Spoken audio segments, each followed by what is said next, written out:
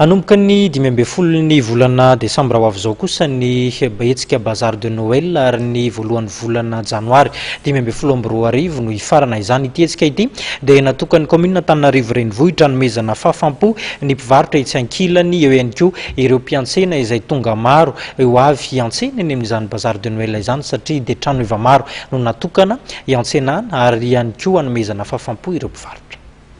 Eo amin'ny tsenan'ny Mahamasina ihany misy ny bazar de Noël karakarain'ny commune Antananarivo renivohitra amin'ity taona 2024 ity. Toerana 27,700 no man'ny commune andraisana mpivarotra ao anatin'ny bazar de Noël izay ho toto-saina manomboka ny 12 Desambra izao. Ny fisoratanana moa efa nanomboka tamin'ny le 3 izy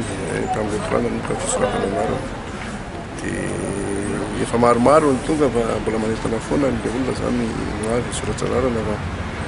tsy hafakely ny amin'ity zany fa tsy ohatran'ny sy ataona le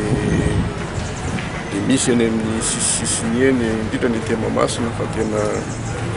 mapetraka amin'le plan efa misy zany izy hoe ity ny plan efa masoratra sy mpivarotra bazary dia ao ihany. Isataona moa zany misy ihany le manao bazar de Noël any amin'ny tsena sasany ihany fa amin'ity zany tena no ezahana mihitsy ho centralisé ny eto Mahamasina ny bazar de Noël rehetra dia tsy maintsy mitateraka an'izay asa zany hoe tena natao miavaka tamin'ny isataona mihitsy zany ny bazar de Noël ka mino aho fa feno fepetra raha ohatra ka manaraka izay fandaminana izay ireo mpivarotra rehetra izay eritreretinay fa ho ampidirina anatin'ny bazar de Noël ary nomenay vahana mihitsy